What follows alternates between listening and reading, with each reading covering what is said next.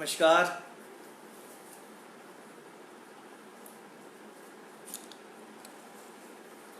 नमस्कार मित्रों, मैं विक्रांत राजलीवाल आज अपने इस blog website Facebook page vikrantrazliwal.com पर लाइव हूँ। आज की वार्ता और रचनाओं से पहले मैं आपका अपने हृदय से आभार व्यक्त करना चाहूँगा कि आपने अपने मित्र विक्रांत राजलीवाल की रचनाओं को सराहा, पसंद किया, सोशल मीडिया के विभिन्न अकाउंट्स पे फॉलो किया, ब्लॉग वेबसाइट विक्रांत राजलीवाल को अपने हृदय से आभार दिया, स्नेह दिया, प्यार दिया, उसके लिए मैं आपका आभार प्रकट करता हूँ। और यूट्यूब चैनल पर सब्सक्राइब किया आपने, ऑथर विक्रांत राजलीवाल, कवि एंड शायर, recovery and edition by Vikrant Rajliwal, और जितने मेरे अकाउंट्स हैं उन सब पर आपका एक अनंत प्रेम और आशीर्वाद प्राप्त हुआ है। उसके लिए आपका सहृदय आभार व्यक्त करता हूँ। और आजकल कोरोना का जो कहर चल रहा है, सर्वप्रथम उसके भय से मुक्त होने हेतु अपनी एक रचना आपके सम्मुख प्रस्तुत करना चाहूँगा। इसका शीर्षक दिया है मैंने, भयमुक्त कोरोना से।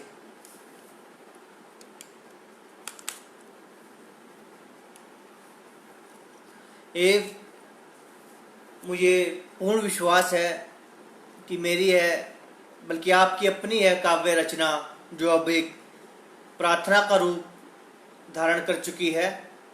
अवश्य ही इस रचना में ऐसी दिव्यता उत्पन्न होगी और उसकी दिव्यता से हम सब, ये पूरा संसार कोरोना नामक संक्रमण के भय से मुक्त होते हुए एक अनंत स्वास्थ्य की प्राप्ति कर पाएगा।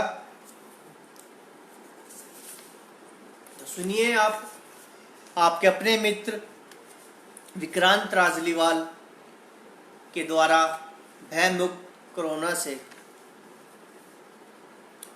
आओ करे पालन हम लॉकडाउन का, मात दे संक्रमण कोरोना को, पाए जीवन स्वास्थ्य हम अपना, पालन सावधानियों का हम करें। धोए हाथ बारंबार हम अपने, स्वस्थ रहें मस्त रहें, फहराएं विजय पटाखा हम कोरोना पर, योग ध्यान प्राणायाम करें।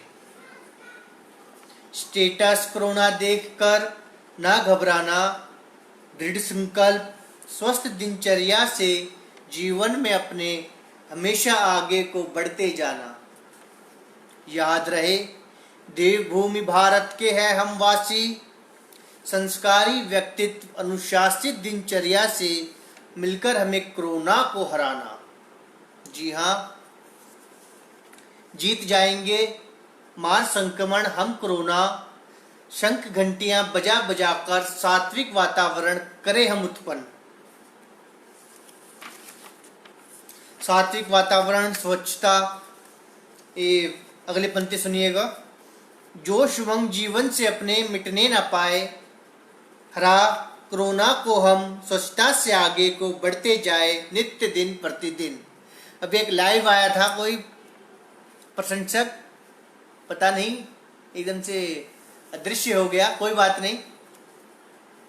ये वीडियो में अधिकतर अपनी लाइव वीडियोस को शेयर कर देता हूँ, जिससे जो भी प्रशंसक उस वक्त अपने दैनिक दिनचर्या में व्यस्त है वह बाद में लाइव वीडियो को देख सके, सुन सके, एवं उसका लाभ प्राप्त कर सके। तो आगे सुनिएगा। जोश उमंग जीवन से अपने मिटने न पाए, हरा कोरोना को हम स्वच्छता से आगे को बढ़ते जाए नित्य दिन प्रतिदिन। जी हाँ, ये पल दो पल की बात नहीं है, नित्य दिन प्रतिदिन का साथ है। प्रतिदिन अनुशासन और स्वच्छता को अपनाना है हमने, और हौसला ना टूटने पाए, आस पास हम साथ साथ करे सतर्क एक दूजे को, मिलकर संक्रमण से कोरोना के हमें लड़ना है।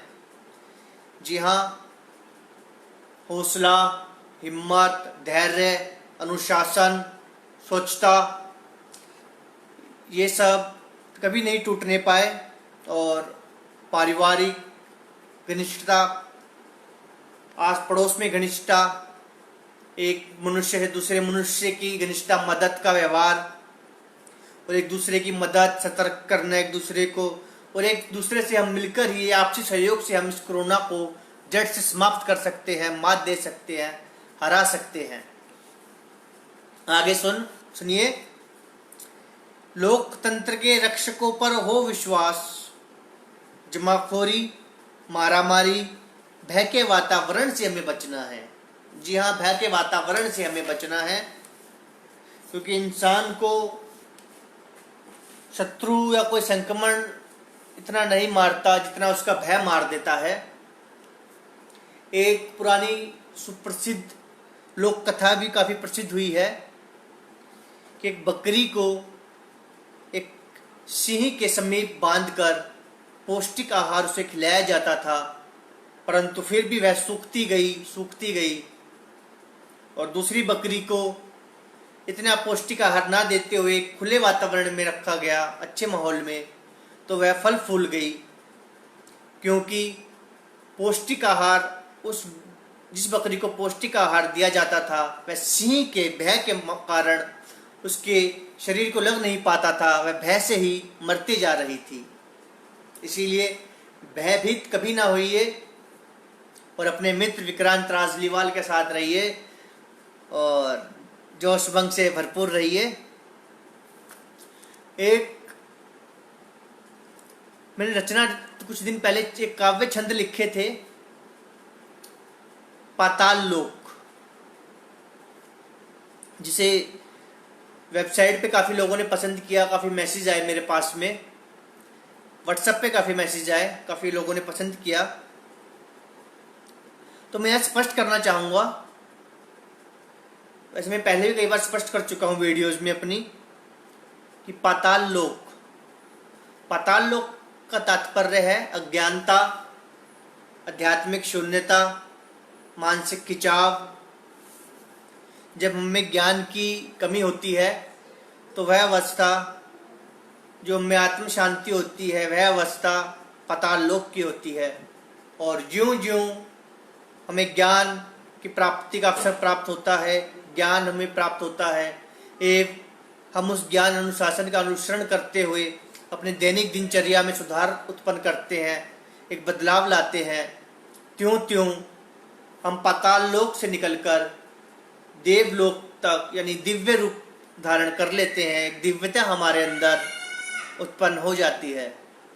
इसीलिए पाताल लोक का तात्पर्य अज्ञानता, और ज्यों ज्यों ज्ञान आए त्यों त्यों हम पाताल लोक से निकलकर एक मनुष्य रूप या देव रूप को धारण कर लेते हैं।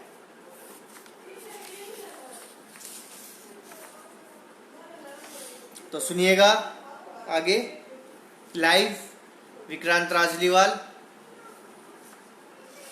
निवास स्थान है पाताल लोक अभी हमारा,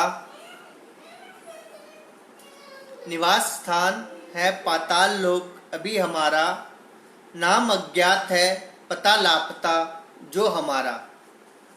मोह माया है मिथ्या जगत जो समस्त ये अनंत हमारा, लक्ष्य मोक्ष है साधना तप तपस्या उद्देश्य जीवन का हमारा। हर कदम है व्यू चक्र से पीड़ित अभी हमारा, तुणीर रिक्त है बाणों से सात शत्रु की छाया, कूटनीति छल कपट ये जीवन की विपरीत धारा।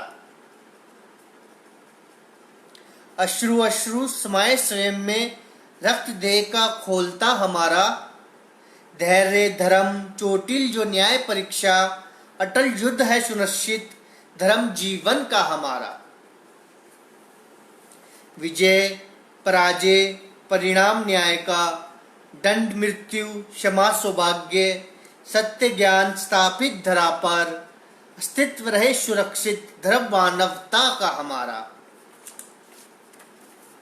हर्ष उमंग जीवन की ऊर्जा, प्राण वायु शीतल जल रहे संतुलित, चक्रधरा का पवित्र चेतना जीवन जो हमारा, शत्रु मित्र साथी जो पग पग, शत्रु कुटिलता मित्र विश्वास, अक्ष दर्पण में पृथक पृथक दिखाई सत्य के आए, या अक्ष दर्पण में पृथक पृथक सत्य के आए, रहे स्मरण एक भाव भातृत्व का सदियों पुराना जो हमारा। देह जीवन ऊर्जा जीवित अंतरात्मा, ध्यान वही जो सत्य दिखलाए, ज्ञान वही जो स्वयं से मिलाए, मिथ्या मृत्यु मिथ्या जीवन मिथ्या एहसास समस्त धरा मृत्यु पर, स्थिर है मिथ्या स्थिर है अस्तित्व जो हमारा। जी हाँ, स्थिर है मिथ्या और स्थिर है अस्तित्व जो हमारा। ज्यों ज्यों आपको ज्ञान की प्राप्ति होगी, ये त्यों तो यह स्थिरता भी कम होती जाएगी, और सदियों से ये मिथ्या और अज्ञानता और संक्रमणों ने हमारे मानव जाति पे आक्रमण करा है, परंतु फिर भी हमारा अस्तित्व कायम है, स्थिर है, बना हुआ है, केवल एक ज्ञान के कारण, एक दिव्यता के कारण, सत्कर्मों के कारण।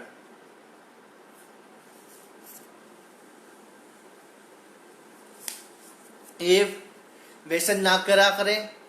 यदि आप व्यसन करते हैं तो व्यसनों से दूर रहें और अपने जीवन में अनुशासन लाए, क्योंकि व्यसन करने से हमारे शारीरिक स्वास्थ्य का तो ह्रास होता ही है, मानसिक जो हमारे दिमाग की जो तरंगे होती है, नसें होती हैं, वह भी टूट जाती हैं और उनकी क्षतिपूर्ति संपूर्ण जीवन भर हम नहीं कर पाते। केवल एक आध्यात्मिक प्रोग्राम, एक सुसंगत, एक उचित ज्ञान के द्वारा हम अपने मस्तिष्क को स्वस्थ रखने का या एक सही दिशा में उसको चलाने का प्रयास करते हैं। तो इसीलिए व्यसनों से दूर रहिए, परिवार और बच्चों से प्रेम कीजिए, उन्हें समय दीजिए। और यदि आपके परिवार में कोई बालक या कोई परिवार का सदस्य अचानक ही उसके व्यवहारों में नकारात्मकता या हिंसात्मकता आपको दिखाई देती है, तो भयभीत ना होए, प्रेम से उनसे इस विषय में आप सकारात्मक वार्तालाप कर सकते हैं। और यदि आप इसमें स्वयं को असमर्थ महसूस कर रहे हैं, तो ऐसे बहुत से काउंसलर्स हैं जो इस दिशा में कार्य करते हैं। 30-30 साल हो गए हैं कार्य करते हुए। अब सवाल ये उठता है कि आप कौन से काउंसलर की मदद लेंगे। तो यहाँ जिस काउंसलर की बात आपको अधिक समझ में आती है, जो आपको अधिक अच्छी तरीके से समझ सकता है, या जिस पर आप एक विश्वास कर सकते हैं, यहाँ आप अपने मित्र विक्रांत राजलीवाल के जीवन से जुड़े हुए सत्य अनुभवों का लाभ भी प्राप्त कर सकते हैं। मेरा व्हाट्सएप नंबर है 91+9354948135 और निःशुल्क आप मुझसे कभी भी मेरे जीवन से जुड़े हुए सत्य अनुभवों का लाभ प्राप्त कर सकते हैं। और मुझे पूरी उम्मीद है उससे आपकी समस्या का एक 100% सुनिश्चित समाधान अवश्य प्राप्त होगा। लेकिन पहला आपको करनी होगी, कदम आपको उठाना होगा। ज्ञान मिलना अलग बात है और ज्ञान को अपने जीवन में ढालना एक अलग बात होता है, एक अलग विषय होता है। मैं विक्रांत राजलीवाल जब 8 वर्ष का था, तब एक असंगत और कुछ बहुत ही हिंसात्मक प्रवृत्ति के बालकों में से मेरा संपर्क हो गया था और मेरे जीवन में भी व्यसन आ गए थे 8 से 10 वर्ष की उम्र में।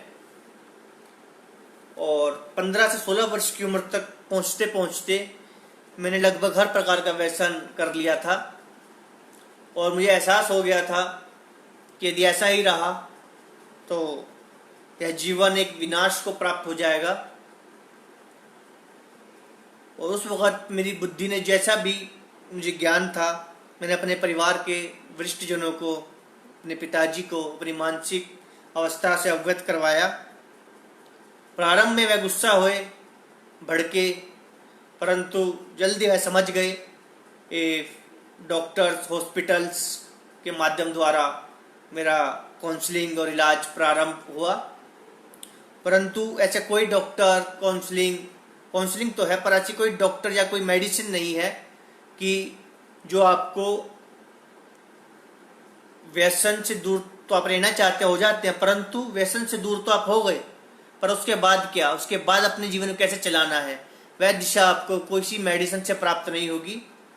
उसके लिए आपको ऐसे व्यक्ति से जुड़ना होगा जो व्यसन से दूर होते हुए अपने जीवन को एक सुचारू रूप से, एक सकारात्मकता के साथ चला रहे हैं और फल फूल रहे हैं, और आध्यात्मिकता के मार्ग पर, सुधार के मार्ग पर अन्य जनों को भी प्रेरित कर रहे हैं। और वर्ष 2003 में ऐसे ही व्यक्तियों के साथ मेरा संपर्क हुआ, और आज 2020 में मैं एकदम पूर्णतः स्वस्थ हूँ, रिकवर हूँ। ग्रेजुएट हो गया हूँ। अपने जीवन में बहुत से IAS लेवल तक के एग्ज़ाम फेस किए, स्टडीज़ करी, और वर्ष 2016 में अपनी अति संवेदनशील, सामाजिक, आध्यात्मिक, एक मनोवैज्ञानिक मनोभावों से प्रेरित पुस्तक एहसास संयोग प्रकाशन घर द्वारा प्रकाशित करवाई। 2017 में अपनी वेबसाइट बनाई vikrantRajliwal.com। बहुत से सामाजिक, आध्यात्मिक, मनोवैज्ञानिक लेख लिखे, काव्य कविताएं लिखी, गज़ल, नज़म, उपन्यास भी कुछ समय पहले अपना प्रथम ऑनलाइन उपन्यास भी मैंने प्रकाशित करा है, और अपने YouTube चैनल पे भी मेरी बहुत सी वीडियोज़ हैं, और recovery and edition by Vikrant Rajliwal पर भी अभी मैंने अपनी लेटेस्ट वीडियो अपलोड करी है। तो आपको अपनी मदद स्वयं करनी होती है, मदद की पुकार करनी होती है। जब तक आप मदद की पुकार नहीं लगाएंगे तो सामने से कोई मदद करने नहीं आएगा, क्योंकि किसी को नहीं पता होता कि आपको मदद चाहिए। आप हाथ बढ़ाएंगे आगे तो निश्चित ही आपका हाथ थाम के आपको उस अज्ञानता से, उस परेशानी से, दिक्कत से बाहर निकाला जाएगा। परंतु यदि आप पुकार नहीं लगाएंगे, स्वयं को समेट के बैठे रहेंगे कि नहीं एक दिन अचानक सब कुछ ठीक हो जाएगा, कोई जादू की छड़ी घूमेगी और सब बदल जाएगा, तो ऐसा कभी नहीं होता। पहल आपको स्वयं करनी होती है, और यदि योग्य व्यक्तियों के समक्ष आप मदद की गुहार लगाते हैं तो उसका जो परिणाम होता है वह अत्यंत ही दिव्य और चमत्कार से भरपूर होता है। तो एक नज़म है, गज़ल,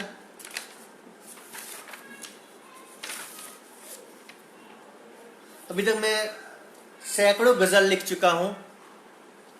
ये लिखना मेरा शौक है, मुझे अच्छा लगता है, और बीते 3 वर्षों के दौरान आध्यात्मिकता का प्रचार करते हुए, आध्यात्मिकता के लेख, मनोवैज्ञानिक और आध्यात्मिक लेखों को लिखते हुए मैंने सैकड़ों गज़ल, नज़म प्रेम के ऊपर, दर्द के ऊपर और सामाजिकता के ऊपर लिखी हैं। तो यह भी एक दर्द है, एक रोमानी दर्द, दिलकश दर्द, ये सुनाना चाहूँगा मैं आपको।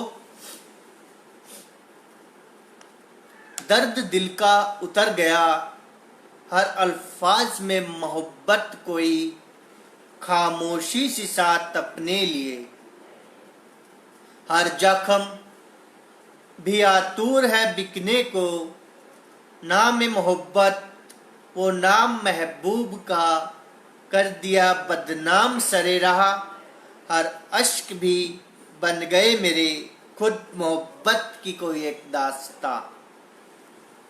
जी हाँ, दर्द दिल का उतर गया हर अल्फाज में मोहब्बत कोई खामोशी सी साथ अपने लिए, हर जख्म भी आतूर है बिकने को, नाम मोहब्बत वो नाम महबूब का कर दिया बदनाम सरे राह, हर अश्क भी बन गए मेरे खुद मोहब्बत की कोई एक दास्तान। अभी तक मैं 10 से 11 दास्तान लिख चुका हूँ नज़म के रूप में, जिसमें से 4 से 5 दास्तानें अति विस्तृत है, 60 से 70 शीट्स की है, और कुछ दास्तानें 2 पेज की हैं, कोई 1.5 पेज की हैं, जिन्हें जल्दी संग्रह के रूप में मैं आप तक अवश्य पहुँचाने का प्रयास करूँगा। आगे सुनिएगा।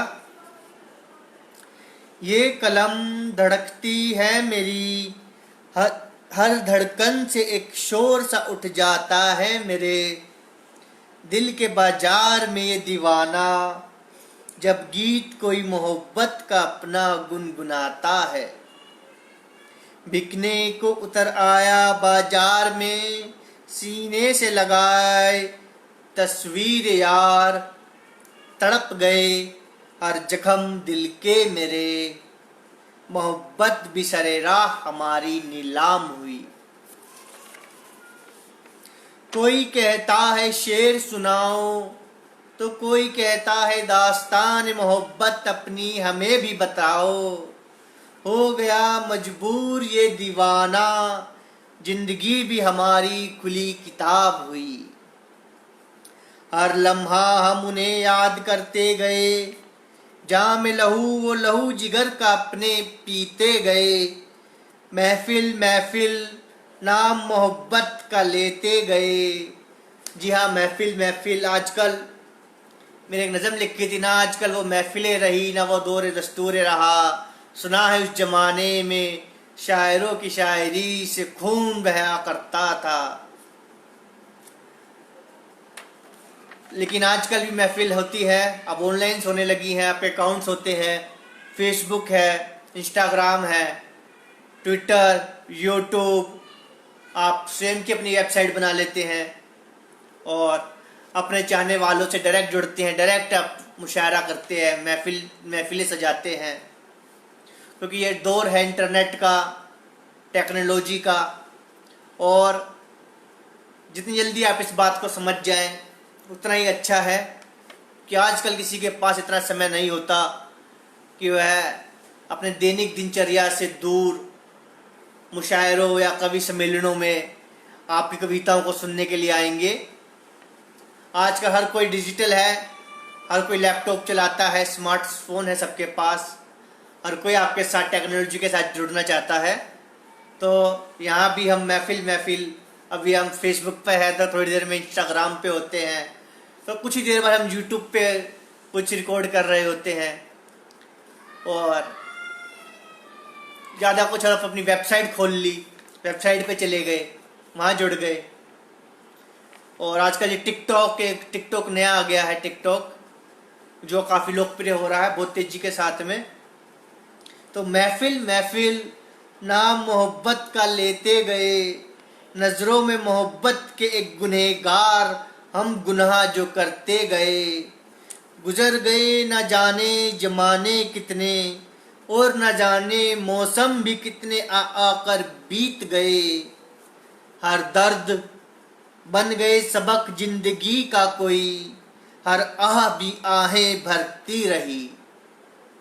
जख्म टूटे एहसासों से टूट कर बिखरते गए, जिंदगी भी हालात पर मेरे जब हंसती रही, जिंदगी भी हालात पे मेरे जब हंसती रही।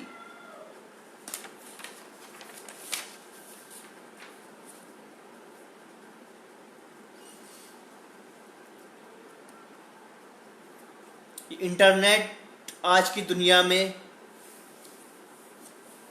हर कलाकार, लेखक, ऑथर के लिए एक वरदान सिद्ध हुआ है, क्योंकि ये ज़्यादा समय पहले की बात नहीं है, अभी कुछ वर्ष पूर्व पहले तक की, जब इंटरनेट का आगमन नहीं हुआ था हमारे जीवन में, स्मार्टफोन नहीं थे, उस समय यदि आप सोचे कि आपको कवि बनना है, शायर बनना है, तो कविता लिखनी है, तो लिख तो लेते थे, परंतु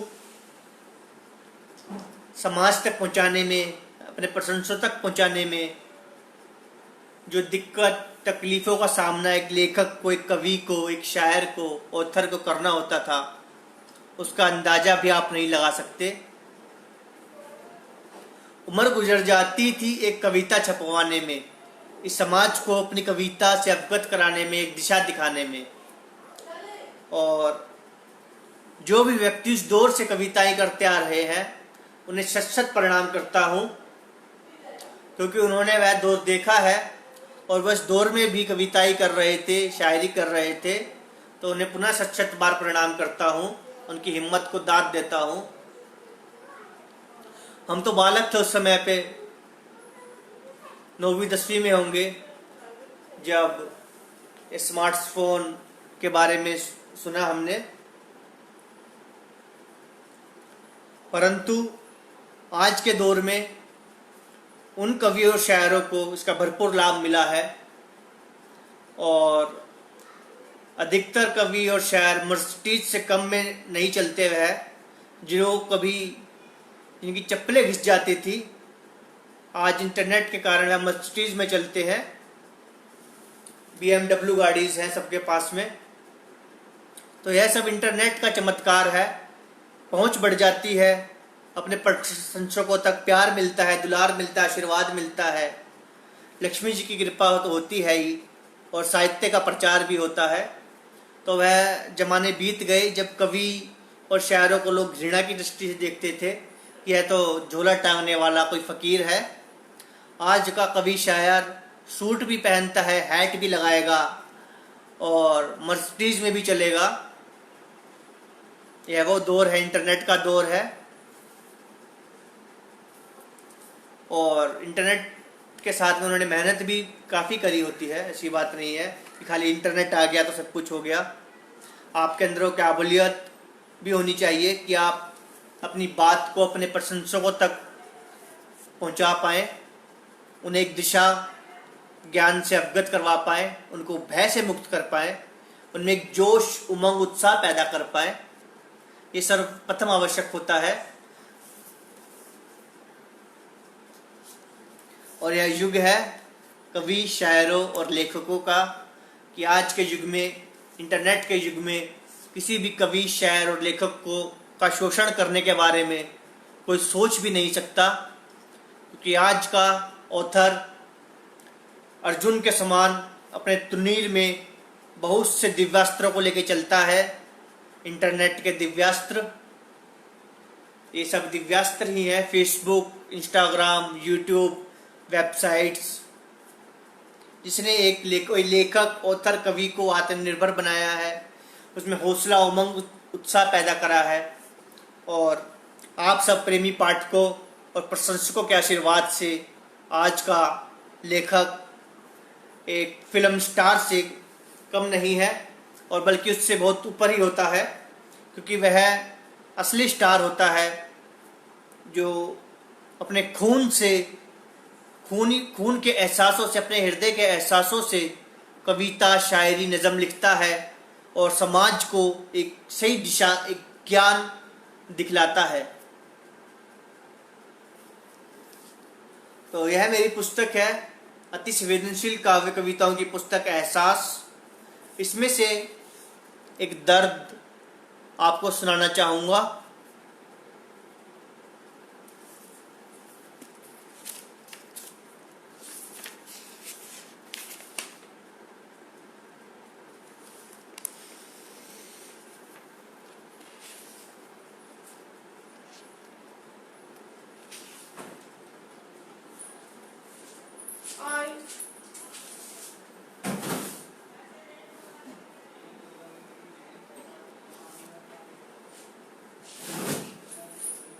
तो यह मेरी प्रकाशित पुस्तक है एहसास, संयुक्त प्रकाशन घर शादरा द्वारा प्रकाशित है, A1 मुद्रक द्वारा प्रिंटेड है।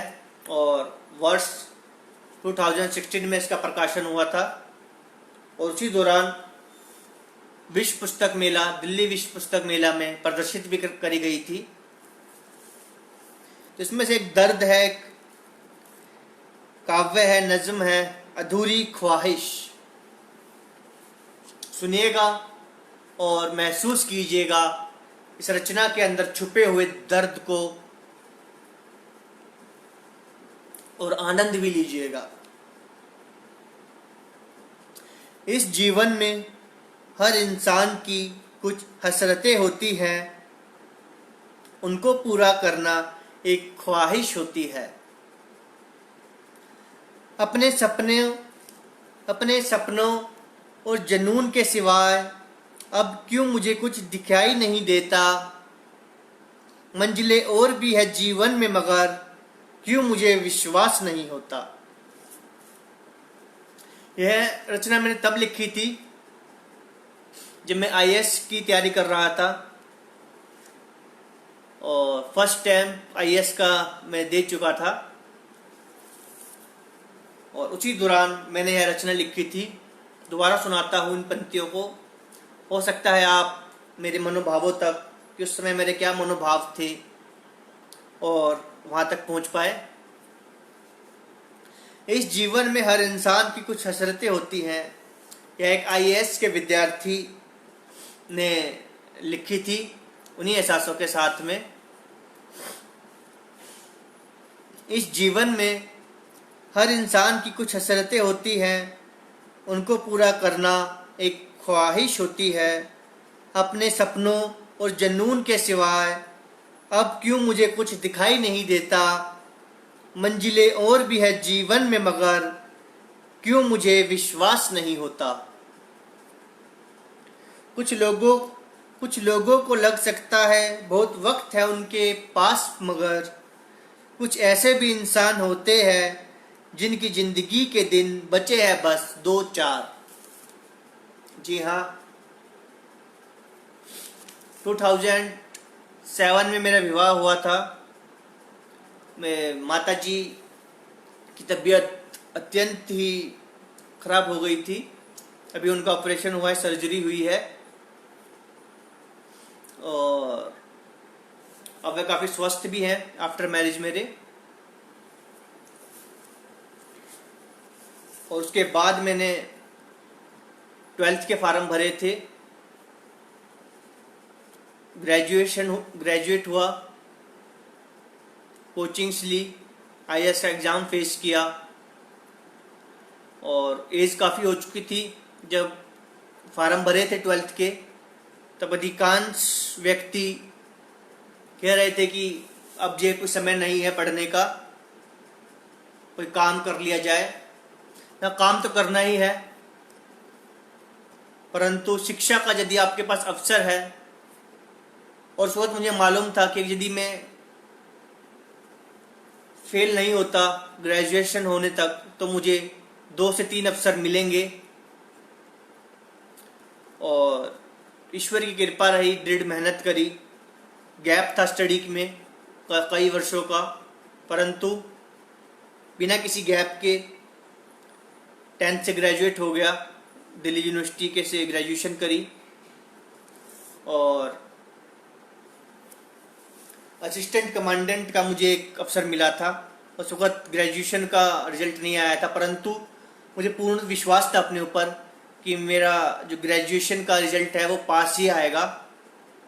और मैंने असिस्टेंट कमांडेंट का जो लास्ट ईयर था, एक ही मौका था, वो कोचिंग भी प्रारंभ कर दी, और फार्म भी भर दिया, और एग्ज़ाम भी देकर आया।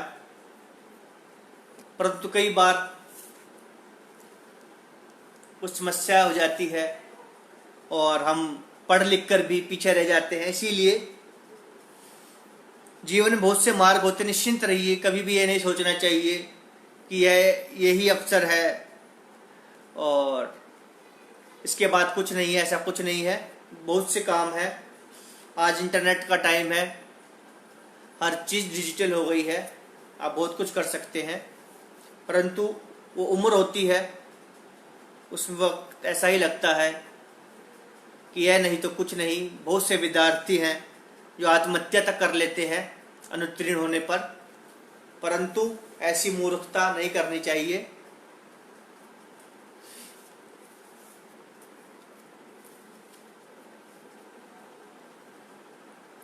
तो आगे सुनिएगा।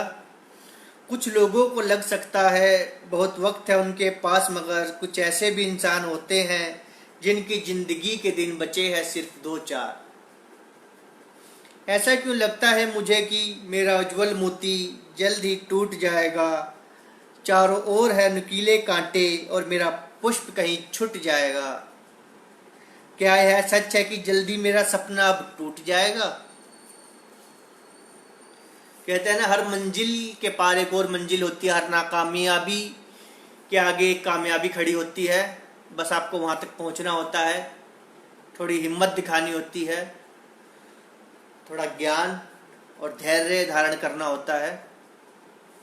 अब नींद नहीं आती है मुझे रातों में क्यों, कुछ बेचैनी सी रहती है मेरी सांसों में क्यों। ऐसा क्यों लगता है मुझे कि जो मैं सो जाऊंगा तो अपना सपना पूरा करने से पहले ही कहीं मैं खो जाऊंगा। कोई बिछड़ा हुआ दर्द वापस मिल जाएगा, कोई बिछड़ा हुआ दर्द वापस मिल जाएगा, किसी अनजान साए में कहीं लापता हो जाऊंगा। रोज ही खोदता हूँ कुआं जल की उम्मीद में, जल की कुछ बूंदें तो मिल ही जाएंगी। ऐसा लगता है मुझे कि शायद किसी दिन मेरी भी प्यास बुझ जाएगी। पर बंजर जमीन है जो मेरा साथ नहीं देती, कंकर पत्थर और कांटों में मुझे आराम नहीं देती। अब तो लगता है ऐसा डर कि उस गड्ढे में ही दफन ना हो जाऊं। पानी की एक बूंद तो मिली नहीं, कहीं मैं प्यासा ही ना मर जाऊं। या किसी अनजान रास्ते पर चलते चलते ही मैं मर जाऊंगा, शायद किसी दिन अंधेरे साए में कहीं लापता हो जाऊंगा। एक अनजाना डर अब आईना सच्चाई का नजर आता है, ना जाने क्यों एक पुराना घाव अब मुझे ताजा नजर आता है।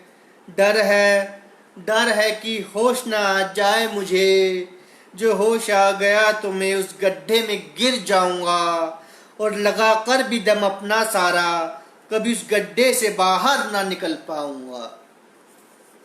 संग दिल संसार में तन्हा ही जी रहा हूं मैं, संग दिल संसार में तन्हा ही जी रहा हूं, शायद तन्हा ही मर जाऊंगा। ऐसा लगता है अब जल्द ही होश आने को है, अपना सपना ही अब मुझे डराने को है। ऐसा क्यों लगता है कहीं रोशनी की तलाश में अंधकार तो नहीं, ऐसा क्यों लगता है कि कहीं जिंदगी की तलाश में मैं बर्बाद तो नहीं। क्यों धड़कता है सीने में दिल मेरा जोर से, क्यों लगता है डर मुझे अब अनजाने शोर से। क्यों अब मैं भ्रमित सा होता जा रहा हूँ कि क्या अपने ही हाथों से अपनी कब्र खोदता जा रहा हूँ।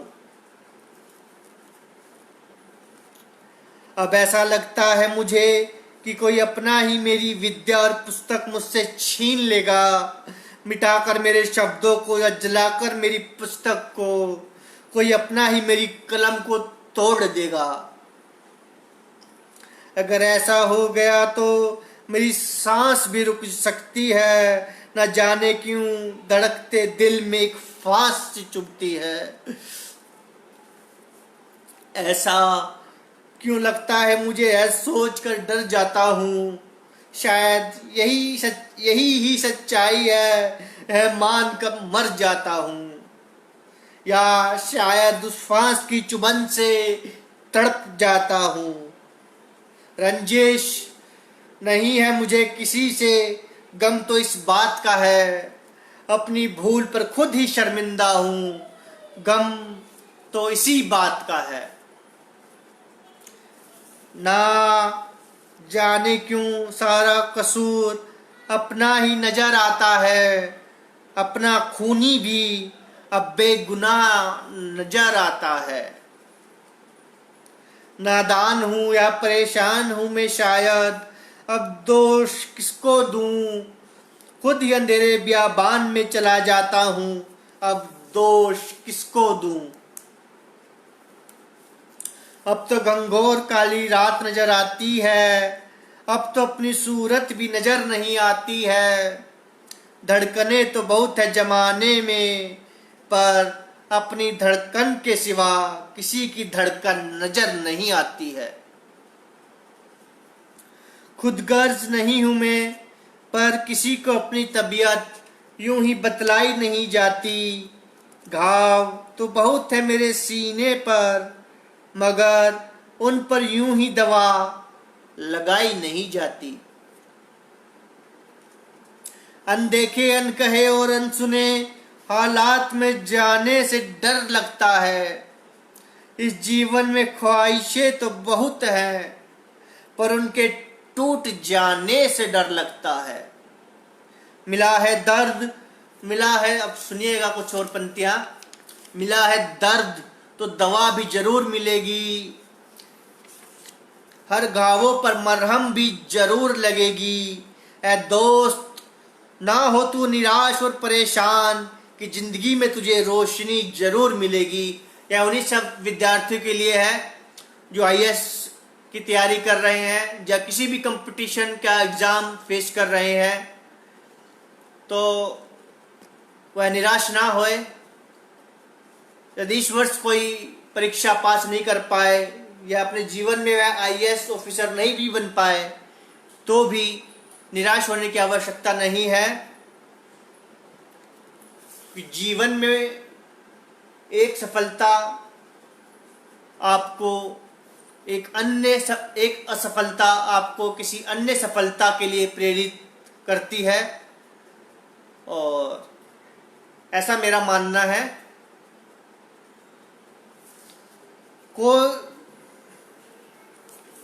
तो आगे सुनिएगा कि कोई ना हो बेशक से तेरे साथ तो क्या गम है, तू अकेला ही कई लोगों के बराबर है। करे हौसला जो तू आसमान भी झुका सकता है, अब तुझे किसी झूठे सहारे की जरूरत नहीं। खिला सकता है तू पुष्प को बंजर बियाबान में भी, अब तेरी मंजिल तुझसे दूर नहीं। हाँ यह सच है कि अब हर मंजिल को पा सकता है तू, कि अब हर मंजिल को पा सकता है तू, हर मंजिल को पा सकता है तू।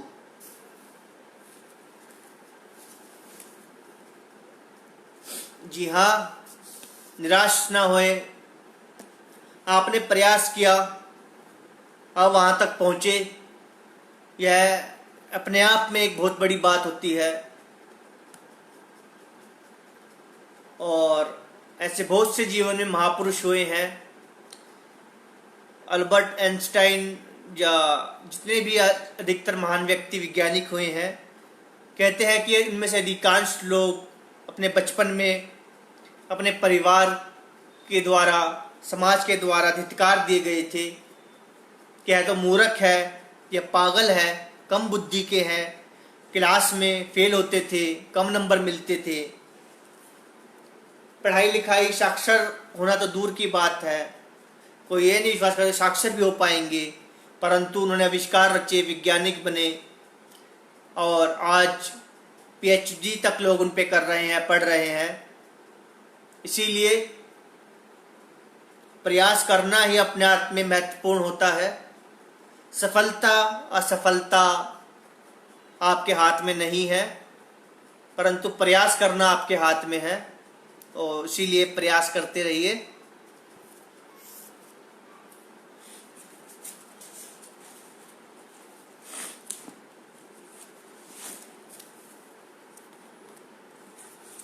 एक मेरी गज़ल है जो मैंने इन्हीं सब भावों से प्रेरित होकर लिखी थी। जीवन के मार्ग कैसे बदल जाते हैं। मान लीजिए आपका ये आईएएस की आप तैयारी कर रहे हैं, आपके पास अंतिम अवसर है,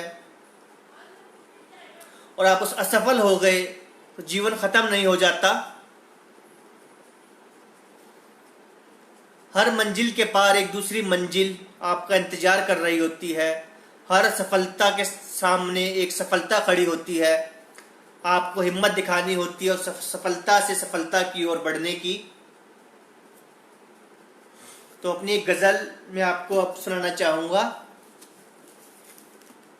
इन्हीं सब एहसासों को ध्यान में रखते हुए आप इस गजल को सुनिएगा और महसूस कीजिएगा इसमें छुपे हुए दर्द को, दिशा को, ज्ञान को।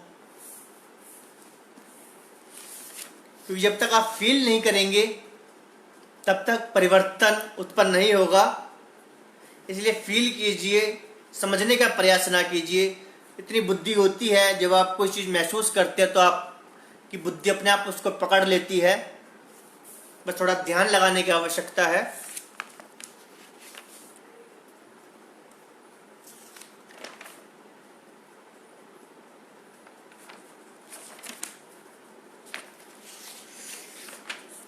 सुनिएगा गजल सफ़्र जिंदगानी। टूटते हर ख्वाबों से जिंदा है जो ख्वाब कई, रखा है उनको सलामत हमने कहीं। हर सितम से टूटे दिल की टूटी है धड़कन कई, रखा है उनको सलामत हमने कहीं। टूटते हर ख्वाबों से जिंदा है जो ख्वाब कई, रखा है उनको सलामत हमने कहीं। हर लम्हा जिनकी हिफाजत हमने करी, कुछ बेरुखियां रुकी से सांसें जो सलामत हम में कहीं।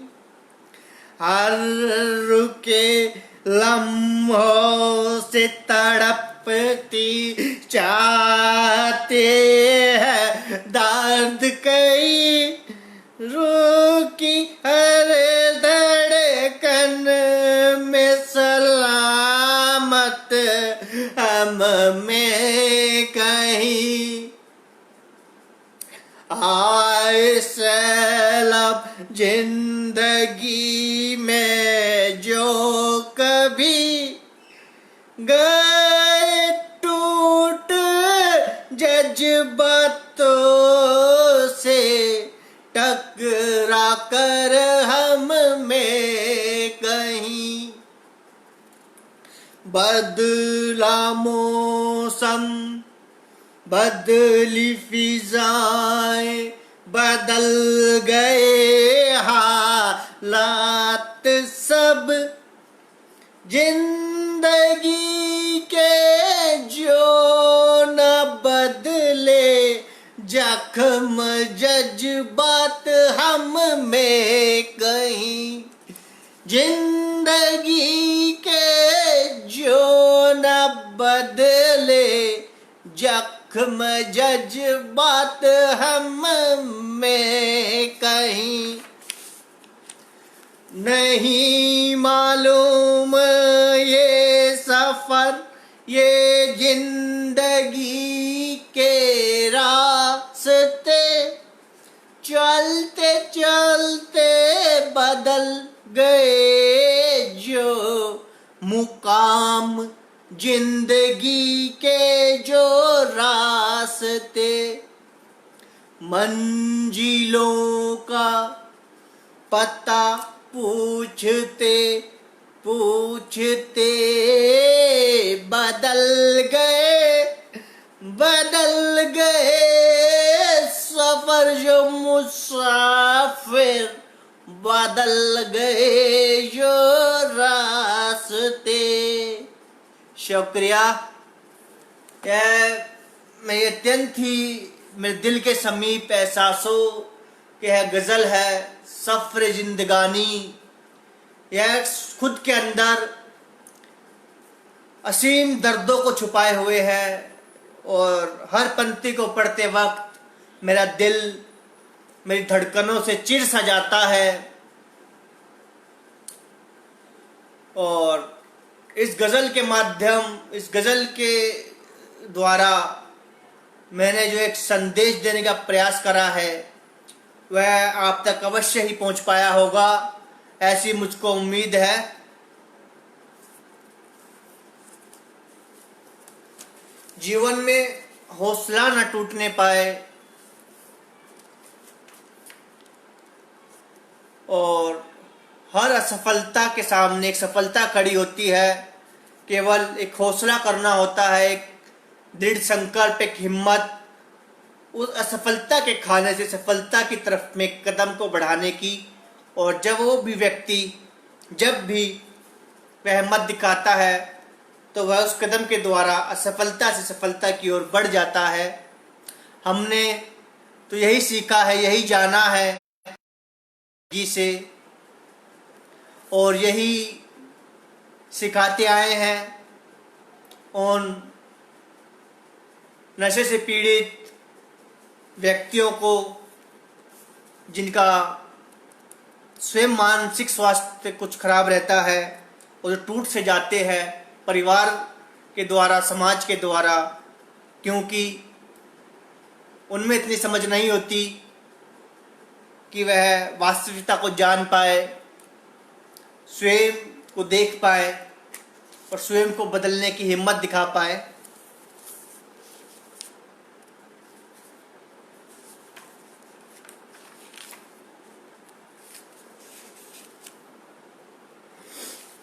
ऐसी एक रचना है जीवन के रास्ते।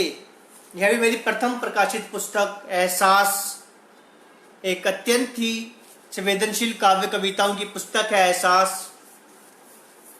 जिस समय यह पुस्तक प्रकाशित करवाई उस वक्त 25 से 30 हज़ार रुपये हमारे लग गए। ना कोई प्रचार हुआ, न ढंग से डिस्ट्रीब्यूट हुआ। केवल 250 से 300 कॉपियाँ मुझे मिली थी, जिनका मैंने निःशुल्क वितरण कर दिया अपने जानने वाले साहित्य प्रेमियों के बीच में। परंतु शीघ्र ही अपने संग्रह के साथ में मैं अपनी प्रकाशित पुस्तक एहसास को भी संशोधित कर पुनः प्रकाशन करवाऊंगा और इसको आप अमेज़ॉन जो वेबसाइट है इसके द्वारा खरीद कर पढ़ पाएंगे। और यह भी प्रयास रहेगा कि मेरे अधिकांश जो संग्रह या जो पुस्तक आए, पुस्तक के साथ में ऑडियो या वीडियो के साथ भी वह आप तक पहुंच पाए। फिलहाल आप इस रचना को सुनिएगा, जीवन के रास्ते।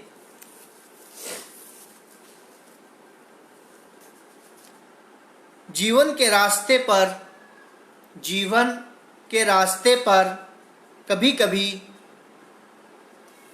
जीवन के रास्ते पर कभी कभी कुछ अनजान लोग भी मिल जाते हैं। मैं तो शायद नहीं जान पाता हूँ उन्हें, पर वो मुझे पहचान जाते हैं। ऐसा नहीं है कि मैं इंटरनेट पे हूँ, सोशल मीडिया पे हूँ, लाइव आता हूँ, रिकॉर्ड करता हूँ, समस्त वेबसाइट्स, यूट्यूब चैनल, इसीलिए लोग मुझे पहचान जाते हैं। यह रचना मैंने तब लिखी थी जब मैं IAS की तैयारी कर रहा था। उस वक्त मैं स्मार्टफोन भी इस्तेमाल नहीं करा करता था, तो उसको उसी संदर्भ में देखा जाए, ना कि प्रेजेंट के उससे कि इंटरनेट पे आजकल सब इंटरनेट पे होते हैं, सोशल मीडिया पे होते हैं। अधिकांश व्यक्ति इनको ऐसे जानते हैं जिनको कभी नहीं मिले। परंतु यह रचनाएं मैंने तब की लिखी है जब मैं स्मार्टफोन का भी इस्तेमाल नहीं करता था। इसीलिए मेरी इस रचना को संदर्भ के द्वारा देखने का प्रयास करिएगा। पुनः सुनाता हूं आपको। जीवन के रास्ते। जीवन के रास्ते पर कभी कभी कुछ अनजान लोग भी मिल जाते हैं। मैं तो शायद नहीं जान पाता हूं उन्हें, पर वो मुझे पहचान जाते हैं। जब होता है एहसास मुझको इस बात का, तो हमेशा से ही मैं गम के साए में कहीं खो सा जाता हूँ या खो जाता हूँ। लाख अच्छे होते हैं वो अनजान लोग अपनों से, जो मुझको समझते हैं और मेरे काम आते हैं। इस जीवन में तन्हाई के पल नहीं मिलते, पर जब भी कभी तन्हाई के कुछ पल आते हैं तो हमेशा ही ऐसे लोगों की याद मुझे सताती है। न जाने क्यों उनकी अच्छाई मुझे रुलाती है। क्यों करवाते हैं मुझे अपनेपन का एहसास, क्यों दे देते हैं वो मेरा साथ। मैं तो शुरू से ही यह बात समझ नहीं पाता, उनकी अच्छाई को उस समय में क्यों समझ नहीं पाता। मेरे पास तो कुछ भी अनमोल नहीं है, फिर भी क्यों वो मेरा साथ निभाते हैं। मैं जी सकता हूँ गमों के साए में, फिर क्यों वो मेरा गम मिटाते हैं। देकर देकर के साथ वो मेरा क्यों मुझको लूट कर के चले जाते हैं। ए ऊपर वाले, तूने ऐसे इंसान क्यों बनाए। मुझको आदत नहीं ऐसे इंसानों की। मैंने देखे हैं धोखे लाख इस जमाने में, अपने भी कसर नहीं छोड़ते हैं सितम ढाने में। ऐसे लोग वो बूंद होते हैं पवित्र रोज की, जिसमें भरी होती है निर्दोष जिंदगी। मैं तो भटक रहा था कई वर्षों से किसी बियाबान में, फिर क्यों मुझको यह पवित्र रोज की बूंद पिलाई। इसको आप इस संदर्भ में ले सकते हैं। आप सब लोगों का साथ मिला, एक जीवन अमृत की ओस बूंद मुझे प्राप्त हुई है इंटरनेट पर।